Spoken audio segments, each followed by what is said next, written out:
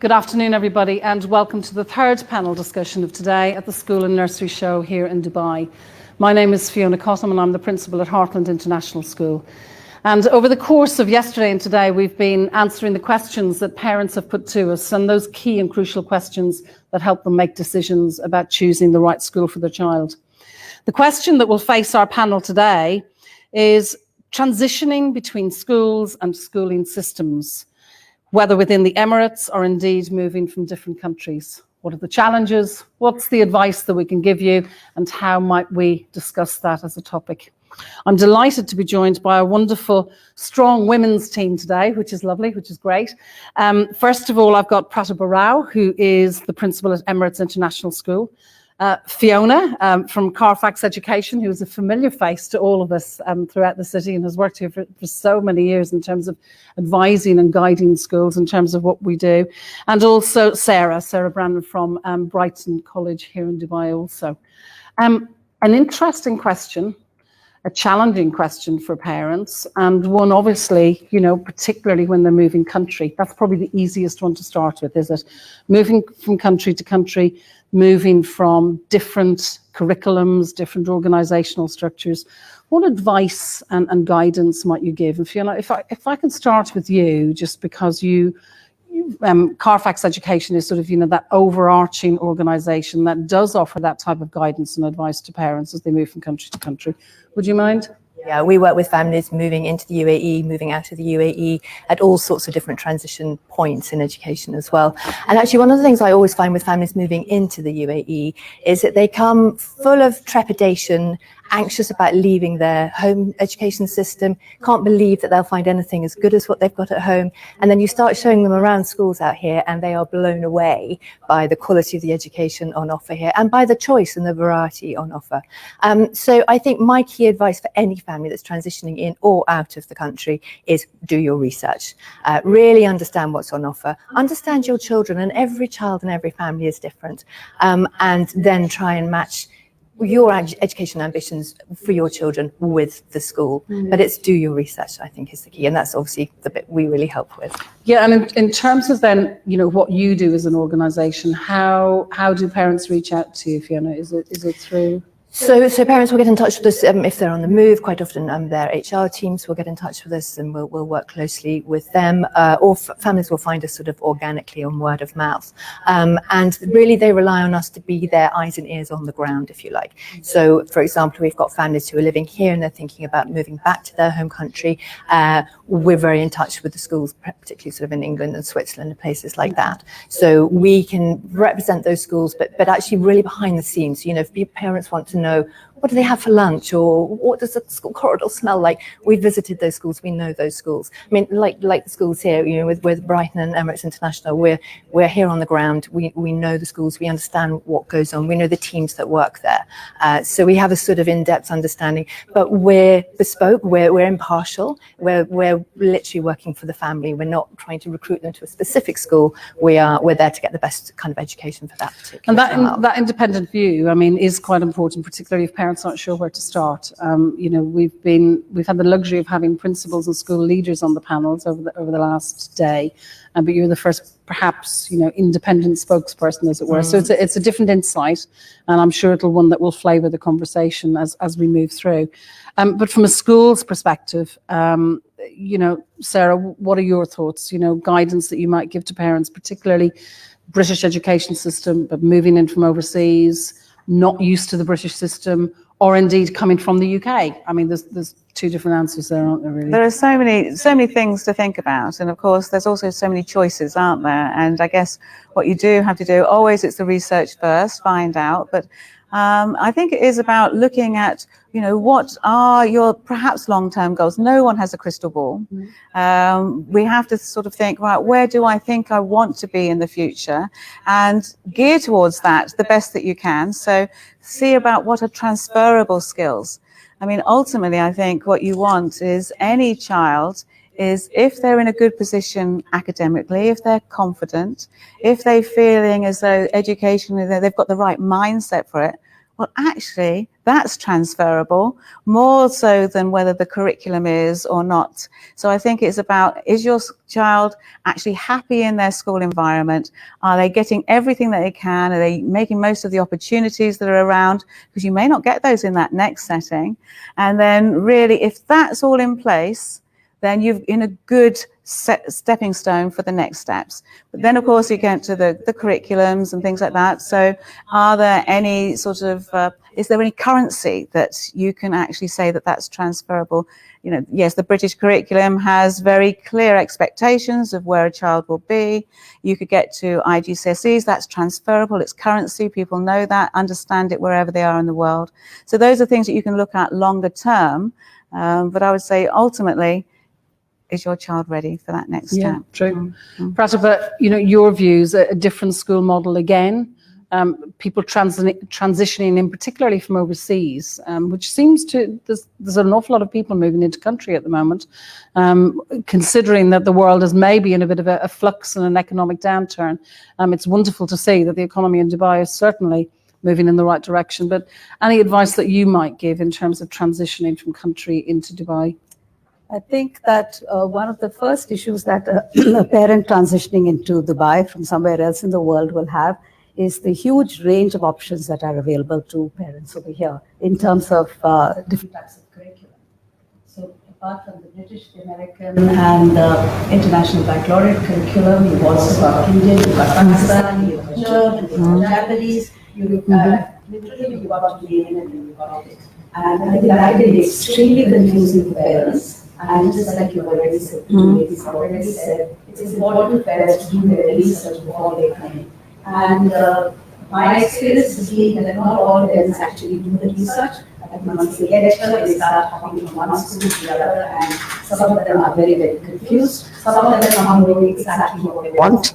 And if they come, say, to an international school like ours, then they know that they want the IB curriculum, and that's why they're there. But then even when it comes to that, it's no longer the case when Emirates International was the only IB school in Dubai for several years.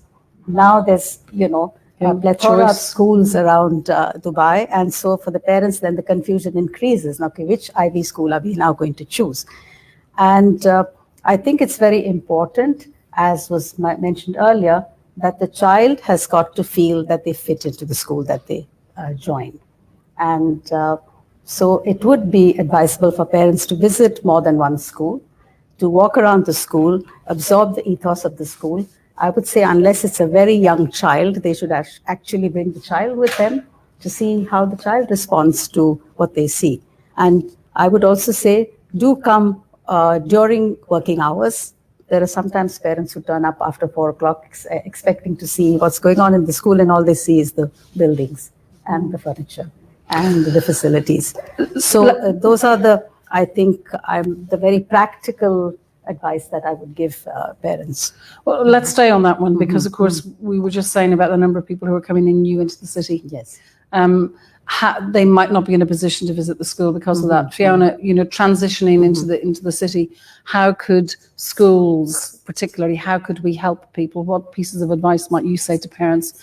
Ask these questions, look for these things to make sure that transition process is smooth. Absolutely. So, very much when we're working with families, we will take a lot of time to get to know them, to get to know their children, to understand what their kind of educational ambitions are, and also what's the best fit for the school. And on the back of that, those sorts of conversations, we will then recommend a short list of schools. And actually, families moving into the country, we always say, please don't identify where you want to live until you found your school, because actually you don't want to find the dream school and then find that you're living kind of 45 minutes in the other direction. So we do always say, look at schools first.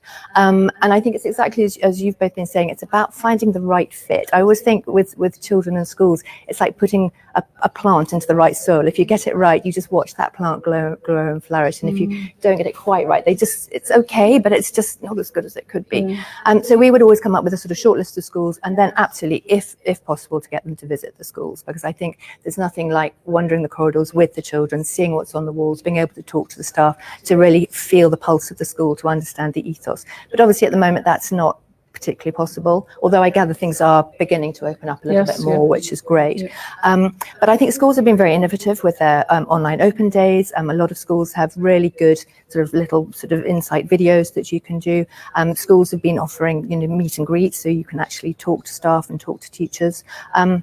All of those things are really valuable for international parents moving in, and actually that needs to stay, because even if we do get back to sort of travelling around again, it's so valuable for international parents to be able to do that from the comfort of their sort of sitting room at home, and also for children to be able to engage in that as well, because sometimes you can't take the children around the school with you, particularly if you're just flying in for a look-see, but for children to be able to get that insight as well, I think is really helpful. But we do then actually tend to give parents a sort of checklist of questions as well, because parents are quite daunted by schools. Quite often they won't have been into a school since they left a school. And of course, everybody thinks they know a lot about education because we've all been educated. But when it comes to making a decision for your child, it's huge. It's a really big thing to do. So absolutely, curriculum is one of the first things that we concentrate on. We talk about, teacher-pupil ratio numbers, that sort of thing. Older children want to know more about, parents want to know more about destination data. Where do the children go on to? How transferable is the kind of curriculum? What are the transferable skills they're picking up? So we would give parents sort of checklists of sort of 20 questions, if you like. So speaking of checklists, what's really interesting, now down to the nitty gritty, Sarah. I'm moving here. I'm bringing a 4-year-old and an 8-year-old, whatever it might be. What do I need as a parent in terms of making that transition? I'm making my choices for schools, yes, but do I need school reports? What type of evidence do I need? Do I need to pack up everything with me, and what do I bring? I think that's one of the things that's quite easy now. I mean, there is a really clear system of, what it is you need and how that works. So we can even do things like assessments online now. We can have dialogue with the children now. And again, depending on age and stage, I mean, we are here at the sort of schools and nursery show, a lot of younger ones. Well, we're having videos come in of children doing activities, and they tend to like that. They actually are in their own comfort zone. Mummy is clearly working with them, and they're doing some numbers and some colours and things like that. And we don't actually need too much in terms of assessment of that child. At that time with the child, we just want to be able to see that they're ready for school, and this is going to be, a good opportunity for them. And as they get older, then of course we have, we're very used to using things like as standardized tests. So Cat4s and things like that, they can be done at home. And again, it's a little bit more easy, I think, for us to get the information that we need. Reports can be just sent. Everyone's very au fait with using all the technology these days. So there is a list of things we do want. We're looking at people perhaps at writing. We're looking at reports. We're looking at the standardized data. And that will help us to make a decision about, are you going to be a good fit for us? And are we going to be a good fit for you? Because that's what it is all about, making sure that that's there. And then we'll be able to work from there. I keep checking. I'm not actually checking my emails, but we do have questions that are coming in from parents who are watching at home. So I'm just keeping an eye on the questions to make sure. Before we look at the questions from parents, just to check, Pratibha, are there any particular differences or any particular challenges for parents who are moving between Emirates here in the UAE? Anything you might mention? I think that the challenges are less when they're moving within the UAE. And it's really just getting used to a different school, not the same at all as someone coming from abroad. And I think every school has the online admission system on their website that explains exactly what people have to do, what they have to bring with them. So really, it's become very, very easy for the parents. And I think most schools have sort of standardized the requirements, like the Cat4 example. There's one example, reports is another, and maybe some sort of references. Then definitely schools want confidential information to be communicated by the previous school beforehand, before a decision is made whether or not to accept the child. And so I think that is something that is out there, so the parents actually know. They don't have to wait till they come here to find out what's required. And that's one of the key questions that has come in from a parent. Where can I find that list? And the best place to go is the school would be website. the online school application form. Yeah. And then you also have their contact numbers. Then you have also, I think most schools now have a virtual tour of the school that's also available for parents to have a watch. And I think some of the innovative ideas that schools have come up with now during the pandemic have worked out so well that I think we'd like to keep some of them going even after everything becomes normal.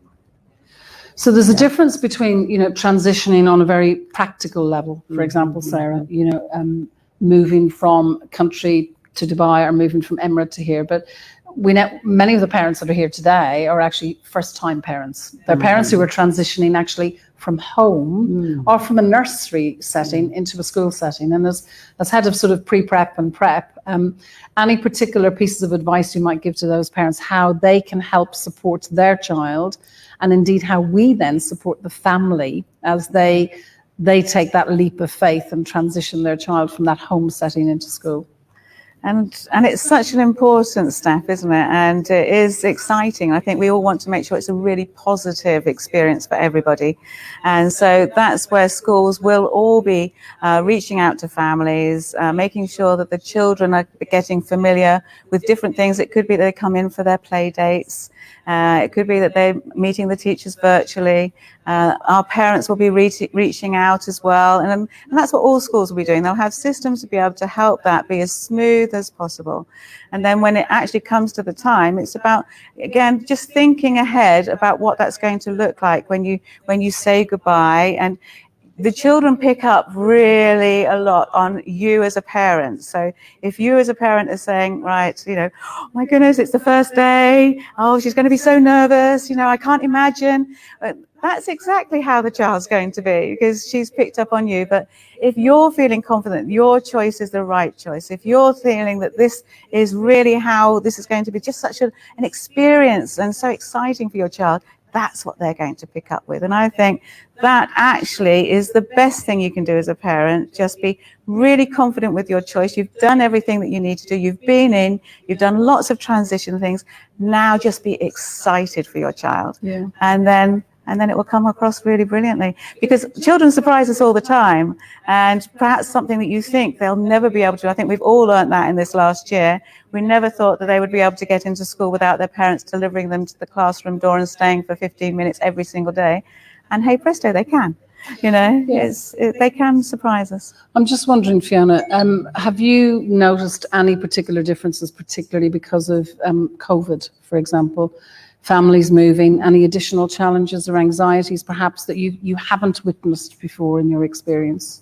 Yes, I think there's a lot more anxiety around children starting schools or transitioning between schools, just because of the situation. I mean, I think we're all suffering from high levels of anxiety anyway, and I think, as a parent moving a child into a different school, that's exacerbated.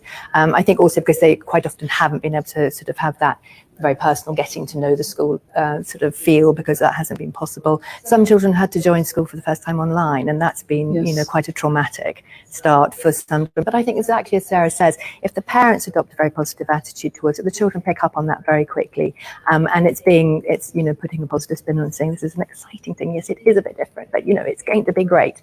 So I think those have been the challenges for parents this year. And then obviously now as things are opening up again, it's children being back in larger classes, infection rates, all of those sorts of things. There's still all of those underlying residual kind of worries, I think. But I think, by and large, people over here have dealt with the situation very well. And I think schools have been amazing.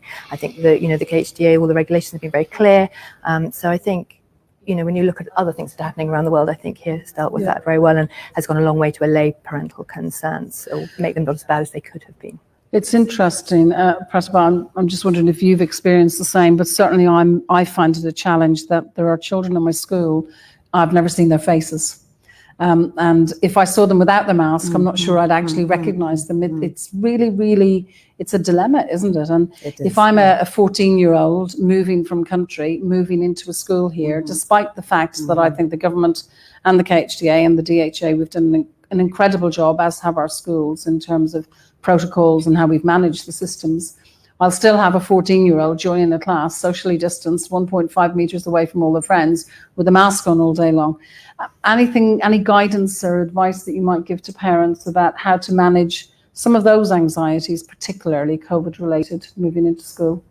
I think that is certainly very, very daunting for parents. And I think they have to get reassurance from the school. So I think it's really incumbent on the school to make parents feel really, really comfortable and ensure that there's extra support in place especially for students coming from overseas. But because, as you've said, Fiona, that in the UAE, I think we're very, very fortunate that schools have actually managed to remain open for the entire year. I don't think that's happened in very many other countries. No. And that should actually give the parents confidence, and explaining very, very clearly to parents exactly what the expectations are, and then schools making sure that there is support systems in place for dealing with anxieties that parents may have. And I think for a parent to have a contact person in school that they know that they can go to at any point in time when they have a question or when they have some anxiety. Usually it would be the class teacher, but it can also be a counselor or whatever, whoever the school deems suitable for that sort of role. And I think that will give parents more confidence. And parents also have to understand that they have to be a bit flexible, and parents have all kinds of expectations, and the schools have to manage those expectations. But overall, I think that in Dubai, listening to what people from other parts of the world are saying, I think things are better and more normal. Yes, I don't want to use that word, but yeah. We talked yesterday. We were talking about sort of mental health and anxiety, and we did raise this topic. And I think the thing that we're probably all finding is that our young people are far more resilient than we are, and many of the anxieties that they have are actually manifestations of parents' anxieties. But it's a tough time, and it is a difficult time for everybody. We've got some great questions flying in. Sarah, I'm going to throw the first question to you. Okay. It's a relatively easy question from a school's perspective, but you can understand the anxiety from a parent's perspective of where do I find the information? As a parent who is living outside of Dubai, trying to make a decision about schools, and there are so many schools and so many great schools. As an international parent, I can't visit the school. Can I have a video chat with the admin staff to answer my queries? Will you do a Zoom call with me? How will you interact with me when I'm overseas? And that's one of the things that we can do so well now. Yeah, absolutely. We can be there at the end of a screen and just go through all of those things with you, just talk to you about what it is that we offer as a school. And I would advise every person who's coming in to do that with their school and make sure they're talking, not only to the admissions team, because they've got a remit that they're looking for, but get to the academic team. Get to the right people who are going to be actually leading the school. And so they've got the vision for what it's looking like. They actually know what's happening in the classrooms, and they are the best people to be able to talk to. And you'll be able to have really open conversations with them. And if you come away, which often you do, and you think, oh, I didn't answer that question, it's not such a hard thing to be able to get into a call again, go back again, or perhaps you've compared information with another school and it's raised a question. So they're more than happy, all schools I'm sure are more than happy to be able to get meetings together and be able to talk through any of the issues that parents have. Yeah, I think it's interesting. If I reflect back over my last sort of 12 years in Dubai, if I think back to running open days in a previous capacity, 500 parents in the door, and you were sort of ticking them off and think, that's wonderful, I have all these people through the door. Today, actually, the parent experience is actually far more personalised. It's far more bespoke, isn't it? And we're probably providing a much better service than these mass events that we used to have in the past. I don't know, Pratibha. Yes, that's what we're doing as well. In fact, our school tours are on demand, and we don't have more than 2 parents going together for one school tour. If it's more than that, then we split up. And different members of the senior leadership team and middle leaders are all now designated to take parents around the school. So where in the past it would have been the admissions team doing the job, now because of the sheer volume of parents coming in, not in terms of numbers, but the number of tours that you have to do, because they're personalized and separate and socially distanced and all the usual protocols that we have to follow, I think parents are getting a much closer look at what's going on, having an opportunity to ask very, very specific questions than they would have had if they had come for an open day. And actually, they should demand it, shouldn't they? Where they just sit in a hall and watch the presentation being presented by someone, and then the ones who kind of raise their hand first or speak the loudest get to ask the questions, and the others are left wondering, oh no, I don't know what's going on. So I think in many ways, the deal is better for the parents now. Yeah, totally. And I think, again, as I said, these are ideas that we have come to us out of necessity, but some of these practices should continue into the future. Yeah, absolutely. And as we said, the bespoke service, I think we've become even better at it, haven't we? Yes, today. absolutely. And parents are now going to demand, I think, the service. We'll have to Yes. continue the 5-star treatment or the 7-star Absolutely. treatment. With the principal or the head of school taking the parents down on a tour. Yeah. Yeah. Fiona, can I throw a second question, which unfortunately is going to see an enrolment leave a Dubai school as opposed to join a Dubai school. But my 9-year-old son was born in Dubai and has attended school here up till year 3, but we're now heading home to Australia. We're super worried about him fitting in after we make the move. How can his current school best prepare and support him before we go? And I suppose, what can parents expect of that new school in Australia, how they might help him reintegrate as they move? So I think the key for me here is communication. It's about the two schools communicating so that the school on the ground here understands what the expectations are of the school in Australia, and the school in Australia understands the sort of experience that the child has had here. I think one of the things we often find with children moving out of Dubai, perhaps going back to their home country, is that the education system here is so international, and you move back to your home country and suddenly that's quite a significant change. So I think it's about preparing the child for that. And again, as you've all said, with all of this kind of, we can do all the Zoom calls and things, actually allow the child to sort of, zoom into the class that he's going to be joining, see what it looks like, see the faces there, so they're a little bit more familiar when they actually kind of land and arrive. But communication for me is absolutely the key here, between the schools, between the parent and the schools, and trying to engage the child. I'm quite young, year 3, but, letting the child see what it's going to look like, so it's not such a shock to the system when they get there. And the parent being positive again, I think, that's such key advice. If the parents are feeling excited and positive about it, then the child will pick up on that. There's often and I've heard it said, and I haven't experienced it personally, but I have heard it said, there's a little bit of anxiety about we're leaving Dubai where everything is very glitzy and it's wonderful and the schools are incredible, and I'm moving back to my very small town with my very small school. How is my child just going to adapt into something that, as you say, is far more maybe insular? What can parents do? What guidance can we give to parents, in terms of them helping their child as opposed to the schools helping the child? Sarah, anything?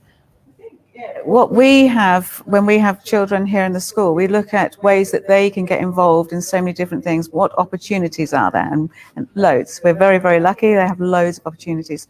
But then when you're going to your new setting, I think you just have that same mindset.